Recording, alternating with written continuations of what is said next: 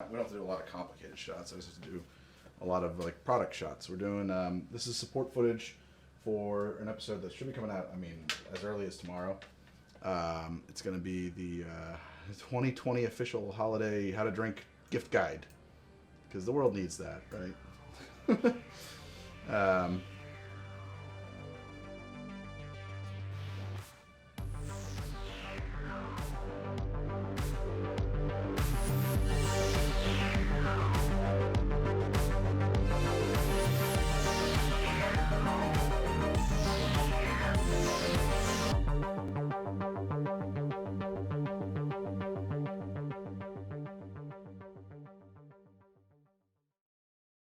This is how I do it, Cyclops.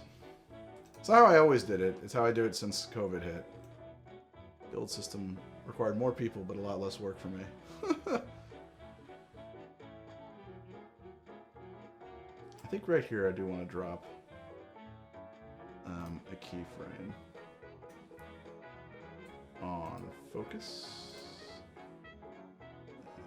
Just there we go. Just make sure we're in focus on the title there. And you know what? Maybe we'll do a little tilt action as well. Just kind of complicate that. That's good. And then keep scrubbing it back.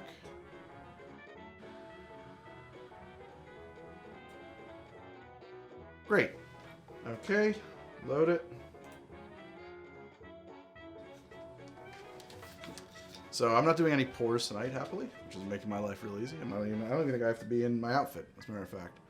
I am just doing product shots of stuff that I use on the show that people ask me about.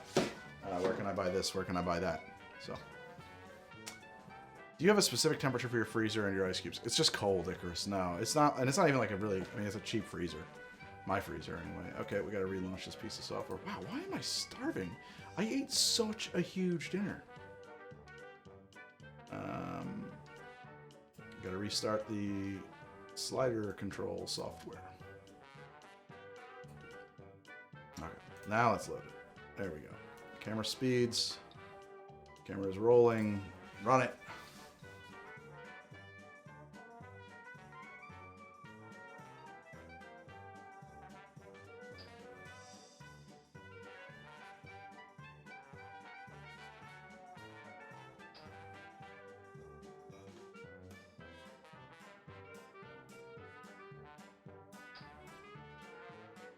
Cut.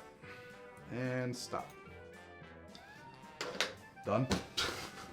It's honestly, Mylar, this is not that expensive. I mean, it's not free, but if you want to be jealous, go check out Marcus Brownlee. There, be jealous of that guy. Holy shit. I can talk numbers. Like, I mean, I make a living using this stuff, so it's worthwhile, right? But, I mean, the camera is it's a GH5S with a prime lens on it that I have a bunch of because I bought them in a kit, but if you didn't need a bunch, you could buy that 35mm prime Rokinon for like $230. I have like a $30 Velo fucking trigger on it. It's running into a Shogun 7 that I'm actually just using for a monitor here because the Shogun 7 can't record slow-mo. But it's internally recording to SD cards. The slider is a Kessler Crane 36-inch cinema slider with the second shooter plus pan and tilt and focus options. And then that's hooked up to my computer. Wernstrom, yeah, I was looking at the option of doing a robot.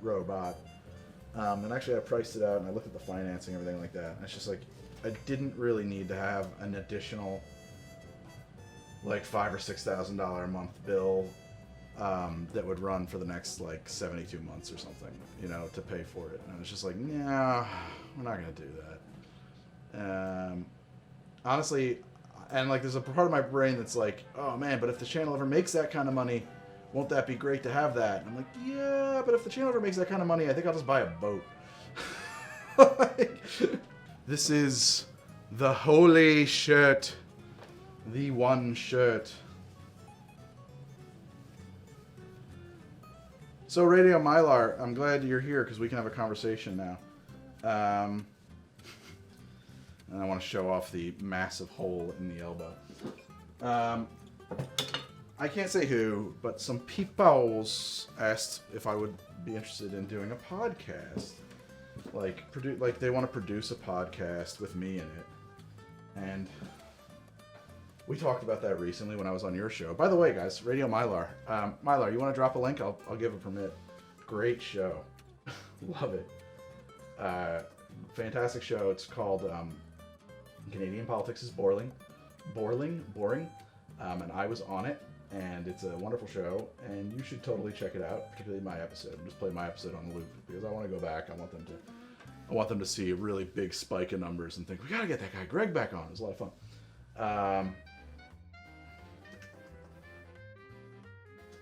Go ahead and drop your link in the next minute if you can, Radio. I don't have it handy, or I would do it for you. Also, you know what I can do is just do this. Radio. There. Now you can do whatever you want, I think. Yeah, and so they wanted me to they're like, hey, we'll produce a podcast for you. And, I was looking at the contract and everything like that. It's kind of an interesting notion because to me, having to edit another thing, having to, all the work that goes into one of these is, it's a lot, you know what it is. It's a lot of work to do anything. And the idea of having to edit and write and all this stuff, it's like a huge pain in the ass. Oh, nice work, Radio. Huge pain in the ass. And what's a good way to demonstrate the hole in the sleeve? Just have my fingers running through it or something like that. In the shot, just be like this. Or should we have a bar tool protruding from it or something? Does that work? I don't know. I think maybe it just stands on its own. Let's see what the shot looks like.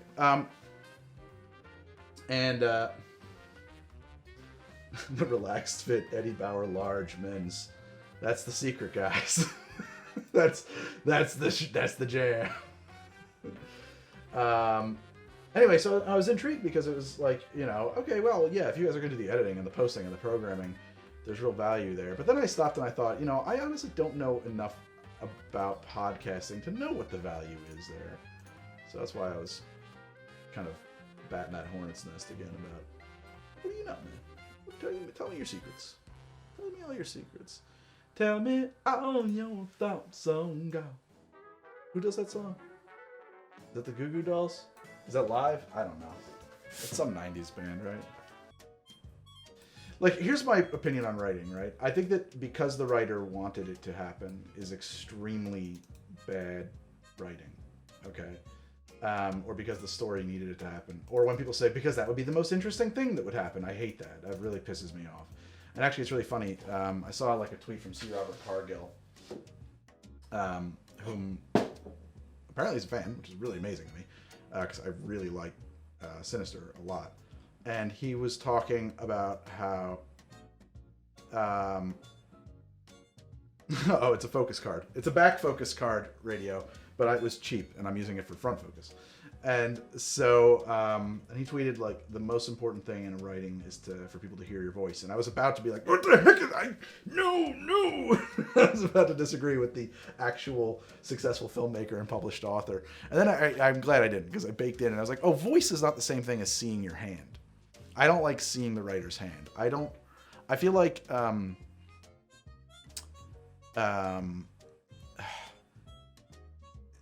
I don't ever want to see the writer moving the pieces around at all. It really bothers me.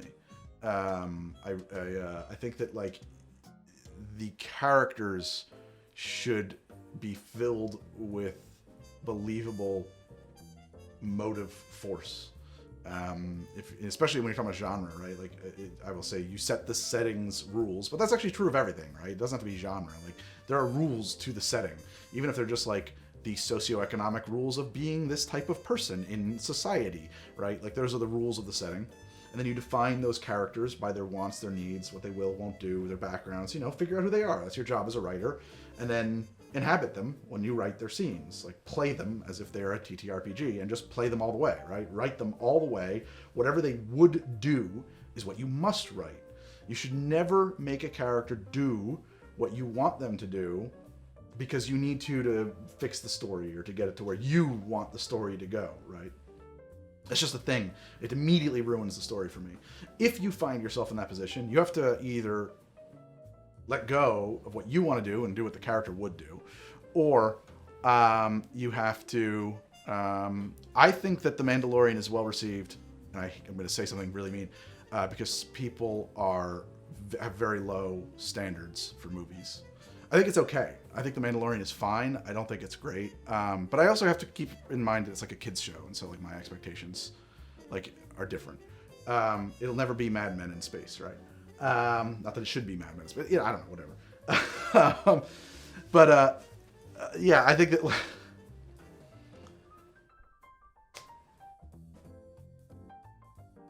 you're basically quoting. Oh, really? I never read Stephen King's On Writing. But yeah, that's my opinion on that, right? Like, I should read Stephen King. I've never read anything by him. But I just think that, like, you have to do what the character would do. And if you find yourself like, well, I want this to happen, then you either have to redesign that character from the beginning of the story till now, or you need to abandon what you want to have do. I mean, you should get the hell out of the way of your character's story anyway.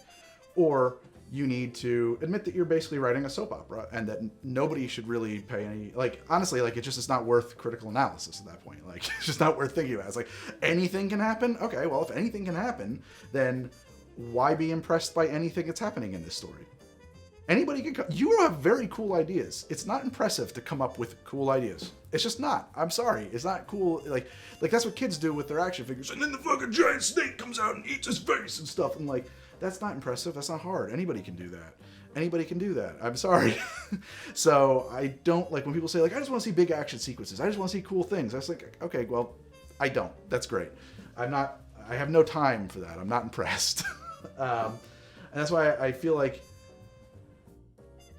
whenever I hear like writer's advice, like, well, the reason we did that in scenes because like, doesn't you think that's just more drama? I just want to be like, I hate that. I really hate that thing. Have you heard any new punk like Viagra Boys? No, I've never heard of them. How does Tarantino write, by the way? I'm not going to comment on. You know what? I get to pick and choose which questions I'm going to answer, but I do want to know. Mando has been an entry into the Space Force genre. It does not have many others to compare to. I mean, the first Star Wars certainly is extremely space western. And I would also argue, too, that, like, it's a fundamental... Like, I actually think that there are 2 good Star Wars movies. You want to get into Star Wars hot takes?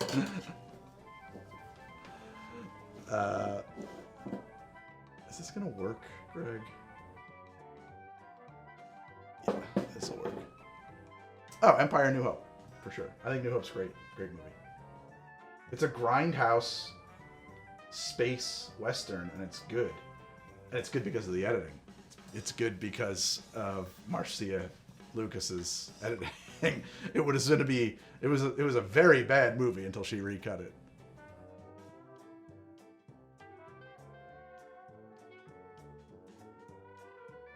Okay, Radio Mylar. Yeah, see, like, and I generally like Tarantino's movies. I think Tarantino makes movies I generally like, and I think that works for me. Yeah, exactly. I think that's when G-R-R-M. I think that's when George R.R. Martin is at his best. He'll even say it. Like, I had no intention of cutting off Ned Stark's head. The character of Joffrey stole the initiative and just did it. And I had to write it. And I think that that's like when he was at his best. And then he talks about the Myronese knot. He's this problem with the Myronese knot. It's because he's hung up on what he wanted to have happen in the story. And the characters weren't in the right place at the right time to do that. And he's hung up on all these things. And I just think that that's not, I don't know. No, I would probably not consider the Les Claypool method of inspiration. That probably doesn't sound like a good idea for me. Let's do live motion loop this. Let's loop this move. We'll do a few things here.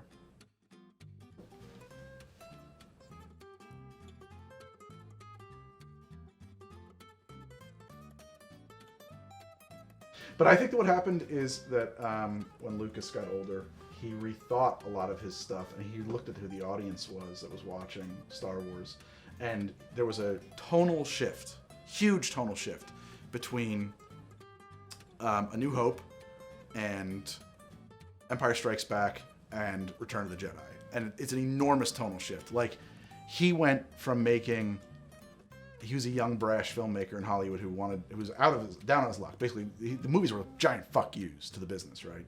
And he was making them for a 22, 4-year-old male, him, who couldn't give a shit about who was the audience. Fuck you. If it bothers you, fuck you. I'm going to make the movie I want. I'm going to make the movie I wanted when I was 15 years old or 14 years old, right? And then he made that. And then he grew out a little older and he had his own kids and he was like, kids are watching this movie. Not an invalid point. And from then forward, Star Wars became a kids movie. He literally switched genre from hard-boiled, gritty space western to I'm actually making kids movies. These are kids movies. Because Empire Strikes Back, I loved it growing up. I still love it. It's a kids movie, for sure. All Jedi had was a bunch of Muppets. They're great Muppets, though. I don't discount those Muppets. They are great Muppets. Okay. My only complaint about that movie was it didn't do anything new. I actually liked a lot about The Force Awakens. I have 2 complaints. One, I strongly disagree with the choice. I think that Flynn could have been so much more interesting. They made him abducted, which I really hate. I really hate the way that they did that. They could have done anything with those troopers, and I think that having him be like, this isn't what I signed up for, that's fucking awesome. That would have been so cool. I think that I am abducted and raised and brainwashed from a baby to do this actually is a real problem because you would just do this. Like, you would just be a stormtrooper. Actually, you would be I think that you don't do credit to the real world plight of child soldiers by writing Finn that way, not Flynn, Finn, right? Finn. Sorry. And I think that you also robbed him of agency and also an opportunity to develop and also an opportunity for the rest of those series to be like a voice of reason who could be like, these stormtroopers are guys like me who don't know what they signed up for and like having a lot of conflict about like going up against the stormtroopers. I think that would have been so cool. I was so annoyed when they said that he was abducted. It just really bummed me out. And Finn did deserve more. No, but I said Flynn too. I think that... Well, and I think that's what it is, though. It's like what happens is they're like, ooh, that's dark, man, because people are going to make parallels. You're making a political statement when you say that. And I don't think us here at Disney want to make a political statement, about like the War Machine and the Evil Empire. Like, there's a very clear parable. The Empire in the original movies is the United States. George is very clear on this, and the rebels are the North Vietnamese. That's a fact. The colors, the red and the green blasters, come from the tracers. He reversed them for effect, but they come from the tracer fire that was being used in Vietnam.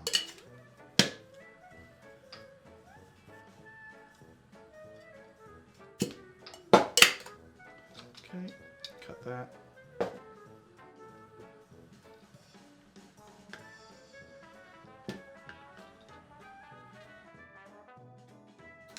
I liked Kylo. I actually think Kylo was probably the part of that movie I had the least problem with. I totally buy his character. I actually have no objections to Kylo at all.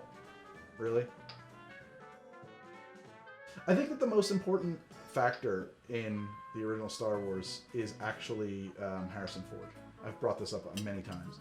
There's some family members shot... somebody's kid was on set with a Super 8, and so there's like actually some BTS footage of what set was like with Harrison Ford on it. Harrison Ford is the guy directing the actors. He's the guy figuring out the dialogue and just telling George Lucas flat out, like, I'm not going to say that. My character wouldn't say that. Fire me. And he knows he's got him. And I think you need actors who are going to do that. I think you need actors who are willing to say, under no circumstances would my character do this. You're going to have to figure out a way to finish Game of Thrones without me. Sorry. I've been in it for 7 seasons. I think that you and I are going to have a fight right now about this character. I mean, no shit. Harrison Ford is straight up directing the actors. George Lucas said many times, like, do whatever you want. Just throws his hands up and walks off set. And that's how they shot it. That's how you get I Know. He was supposed to say I love you too. Wouldn't do it. Not insane. Would not record it. Harrison Ford got burned because he, with Blade Runner, he didn't want to do the voiceover. So, real funny story. The original cut of Blade Runner, the studio saw it, didn't get it. They thought nobody would get it. And they said, listen, Ridley, you got to recut this movie and we're going to put a voiceover over it to explain this crazy world you made to the audience. And so the theatrical cut of Blade Runner has a terrible voiceover over it. And Harrison Ford, Ridley was hands off. They were recutting it against his wishes. They were putting this voiceover in against his wishes. Harrison Ford was contractually obliged to do it. And he he apparently had a conversation with Ridley Scott about it and said, well, I'm just going to do the worst job I can do so they can't use it. And they said, okay, that was Ridley's idea. That was Harrison Ford and Ridley both went on that. And they said, well, I'll do the worst thing I can possibly do. So they recorded it and they used it anyway. And so what he learned from that lesson was if you do it in camera, they might use it. They will use it. And so he, from that day forward, as far as I can tell, basically would show up to set and be like, I'm not doing it. I'm doing exactly what I want to do here. That's it. And so I think that he gave a lot of people a lot of hard times, but I mean, he was also Harrison Ford. You hired him for a reason.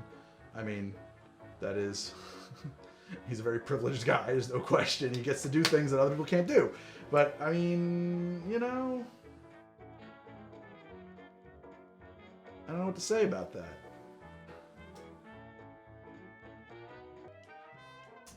I'm sort of excited for Cyberpunk. I mean, I'm excited for Cyberpunk because I'm kind of in it, which is insane. I can't get my head around that. I'm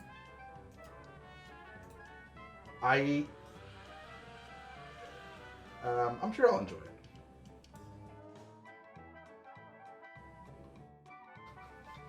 No, I'm not in it. But you know what happened? I made that drink. I'm not in it. No, I wish. It'd be so cool. Maybe in an expansion. It'd be neat. When I did the Johnny Silverhand video, that is why we're playing Cyberpunk Red, because Artal Sorian reached out and said, will you demo the game on your stream before it's out? And I said, absolutely. And also the people at, some people at CD Projekt Red said, we love this video, this is fantastic.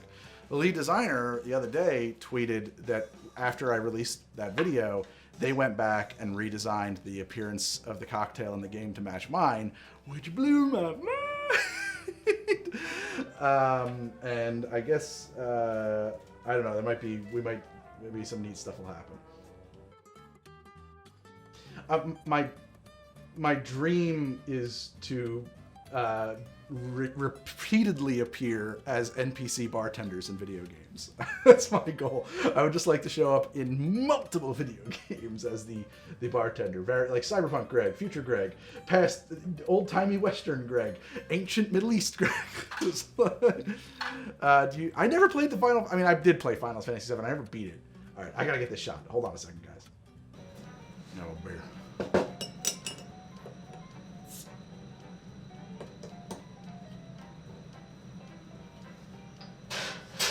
Some people don't like tonic. I'm not always a huge fan of tonic. I'm not always in the mood for a bitter thing, and tonic is pretty bitter.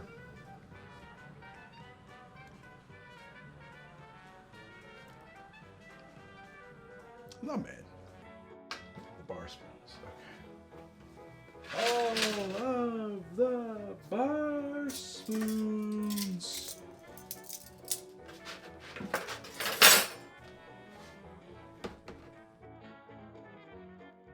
Have you ever expressed an opinion on limoncello? No, I never even had limoncello, to be honest. It's amazing the amount of things I haven't done or had, you know?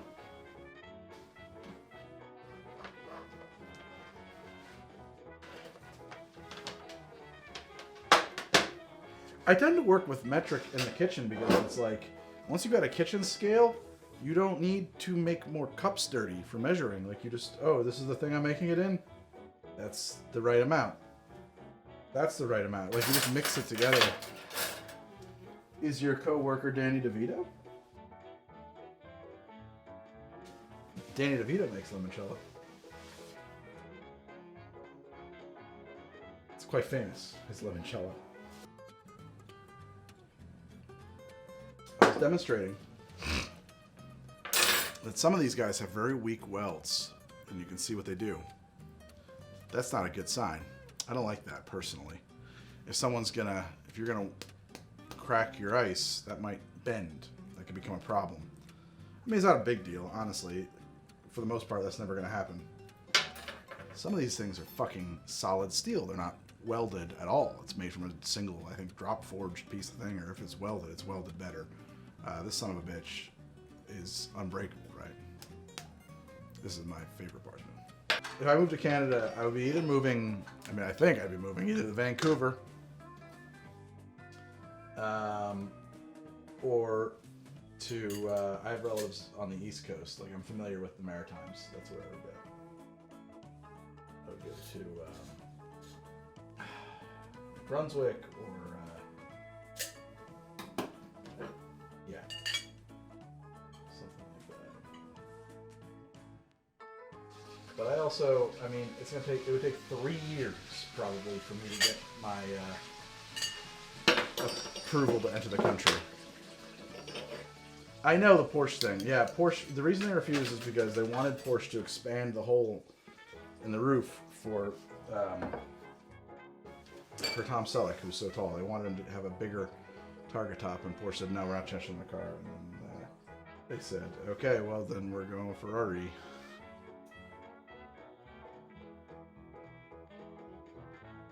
Prince Edward Island. I don't want to open a bar. People are always like, "Oh, why don't you open a bar?" I'm like, because it's a job. I don't want to do it. And cut. Well, guys, that's a wrap. I'm tired. What time is it? 3! Oh. It's entirely too late.